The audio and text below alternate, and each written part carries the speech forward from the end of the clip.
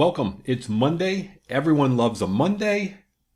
So let's talk about the market in general, the crypto market, where it looks like it's going and why, and what might happen this week, and then what I'm doing and what you may want to do. And we'll talk about some specific cryptos as well that you might want to look at and reasons to look at them. If you don't mind, hit the like, please subscribe. You'll get my videos. There's also a join button if you want to join the YouTube member community. All right. So this is Bitcoin dominance, and everyone hears about Bitcoin dominance. Essentially, when Bitcoin dominance drops, meaning right now it's at 64%, that means of the entire market cap of the whole crypto market, Bitcoin is 64%, meaning 64% of the value or money is in Bitcoin. Not actually the money, because it depends on the current price. Everyone bought it at a different price. But generally speaking, based on the current price, it's 64% of the whole market. So you've probably seen these various phases where essentially money's in Bitcoin first, moves down into Ethereum, and then down eventually into the altcoins. That's what we're all waiting for, because we hope to achieve much higher returns on the altcoins than we would on something like Bitcoin. Now, if you look here, just to give you an idea, this was back in, starting in November, when Bitcoin dominance took a huge drop. Now, typically when we see that, then altcoins will start to move up. To give you an idea, here's Ondo. And during that time frame of November, December, you can see here the same time frame for Ondo. If you follow my little mouse, it went straight up in price from around current price of around $1 or so, and it ran up to $2. That run up was when the Bitcoin dominance dropped. All right, great. So that's what we want to see. That happened to many cryptos, as we remember, back in November and December. Now that, over time, this is a daily chart. You can see there's a lot of plots here. But over time, Bitcoin has just been going up, up, up, up, up. And if we move back far enough, we'll see during the last market years ago, this huge drop in Bitcoin dominance is when all the altcoins ran up. So this is what we're waiting for. Well, just recently we saw this big, and everyone got excited, myself included, this huge drop here in Bitcoin dominance. It has since started to retrace.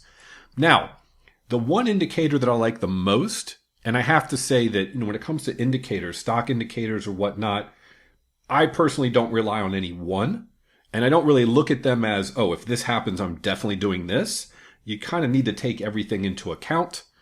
But with this particular pi cycle top indicator, they call it, long story short, these two moving averages, when they cross, it happened back here, it happened back here, but when they cross, then typically that is the actual drop of Bitcoin dominance when it's going to continue to plummet and go down. That's what we're waiting for. These didn't even get close. So even though we saw this drop here, this particular indicator was saying, well, that's not the big drop yet. And it was right, because here we are kind of inching back up, still waiting for that drop. Great. What does that mean? Well, let's take a look at the total market.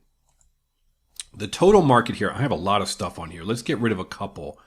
As you can see here, I've got just volume and then these volume shelves, if you will. But back in, let's say in April, it started to move up, little consolidation, move up, little consolidation, move up, little consolidation.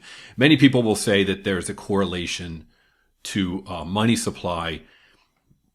From my understanding and what I've read and seen, it appears that money supply obviously is just an indicator of the direction of the market, most highly correlated with Bitcoin, and I believe it's on a weekly lag. This happens to be daily, so don't look at this for any reference other than I just want to show you this. It's not a straight line up.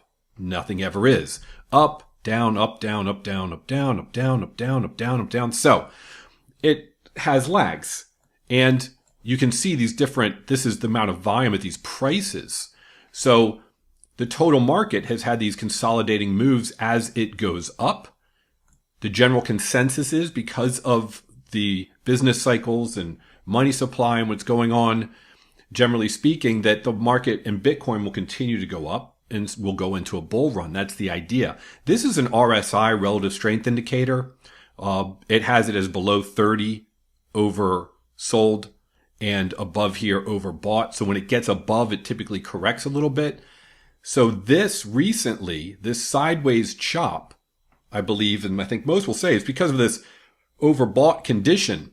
That's the total crypto market, theoretically all of the crypto. Others is looking at everything other than the top 10. Again, money supply, just to give you a directional idea. Let's get rid of that. It's a daily chart. I have it on a daily lag, but you can see here as it's been moving up, just like the total market, up, up, up, up, up, and then this oversold and it's come back down in this area. So that was the total market, sideways consolidation. It's having to get through some shelves, volume shelves as well. It was overbought. Now, if you look at it on a weekly, it probably won't show as overbought or maybe not as strong. This is a daily. Let's just go into a particular crypto, like here, Ethereum.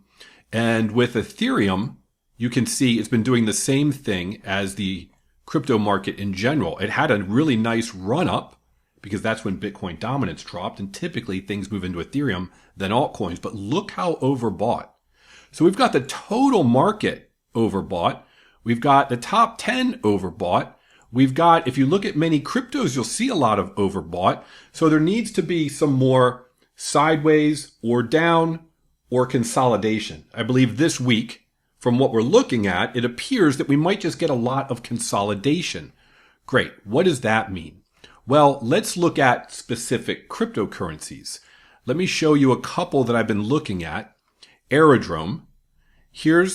And I'm just going to use this as an example of what you might want to look at. You either have maybe you're not in crypto yet, you want to get into, or you've got some like Arrow and others, and you might want to buy some more dollar cost average in, or potentially you might want to get into, and I don't recommend this. Oh yeah, my disclaimer, big dumb animal, lizard brain, not very smart, informational purposes only. You may want to get into futures, where you just put a little bit in, you get a little bit of leverage. I don't suggest it. I don't recommend it. If you don't know what you're doing, don't even try. But if you look here on Arrow, here's one that I really like. In the November-December timeframe, right, it had a nice run up because that was when we saw Bitcoin dominance have this big drop back here. To me, this might be one that if you're looking to potentially dollar cost average in, or you're thinking to yourself, I want to see a drawback before I buy in some more. This might not be a bad time to deploy some capital. In my school community, we talk about if you're not comfortable putting in, let's say you've got $1,000 and you're not sure of where the market is. You believe we're not in an alt season yet, so we could have more pullbacks. They might be bigger. Who knows? Well, of that 1,000, you might be more comfortable saying, okay, if this week I think there's a pullback, maybe I'll just put $250 into this particular one and hold a little bit more. Gamble that it might go down and you'll get a better price, or it might go up. Who knows?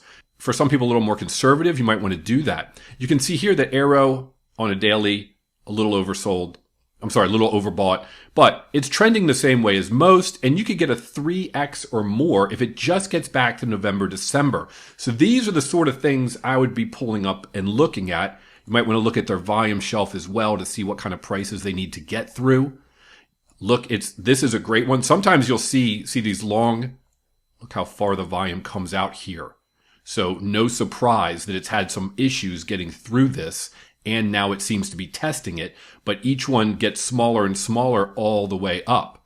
So that means there's less and less resistance for the price to start moving. I look at Arrow and I say, all right, we've got a correction. We have the correction here. It's testing and it has a 3x. Let's look at another one I like, Ondo. And what do I say when I like them? Well, these are large market cap projects and they're in spaces that I like, Arrow and DeFi on the Base network, and Ondo, one of the top RWA coins. Now, look at Ondo. It's about 91 cents, and it could run up to 210. So you got like a 2x or so. The movement's kind of the same on the RSI. You've got pretty much the same pattern as we're seeing everywhere else. So to me, this is one that looks like a pullback. May not be a bad place to DCA in or potentially do some contracts. Then let's just compare one, and this is not because I like or dislike it. I've owned it. I've sold it. XRP. XRP, same pattern as most. However, $2.34, its November-December price is $3.20 or so. So you're not even going to make a 50% gain. So I would just say, look at some of these, look at their RSI overbought, look at their volume shelves, look at back November and December. These are all large market cap ones. So these might not be 5 or 10x gains. But I'd say if you're looking to DCA in, we seem to be in a lull right now, but potentially look for those that have higher November, December prices. So we looked at one, XRP looks like 50%, 40 to 50% to November, December. Then you've got Ondo, it's a 2x to November, December. Then you got Arrow, it's a 3x to November, December. So look at those particular projects or the ones you've got and see which ones seem to make most sense to you. Now, when it comes to, and I think this is interesting, just to reiterate the point, altcoin season index, if you've seen this before, essentially when 75 of the top 100 altcoins are outperforming Bitcoin, that's when it's altcoin season. Back here, in, let's see, the early May, it had gotten up to 43, and that coincides, yet again, with when Bitcoin dominance dropped. And now it's coming back up, and you can see that it's dropped down to only around 26 outperforming. Just showing yet again, it looks like we are not yet in an altcoin season, and based on the total market and the various indicators, it looks like this week we might just have more sideways chop. So consider maybe DCAing in or purchasing your first crypto or maybe even some futures. If you would, take a look at the link down below. I have a school community. We talk about all sorts of crypto. I post a daily update on what I think is going on. And then if you're really confused about various things, how to use wallets, how do you move things, this is why I really created the communities, because I create courses and I put more in all the time. So you know exactly how things work. It's not easy to get into crypto. A lot of people say, yeah, it's easy, but they've probably been in it a year or two, or they have a technical background. If you don't, you might want to look at something like this. Have a great day. Thanks for watching. Hope we can all make generational wealth together with crypto.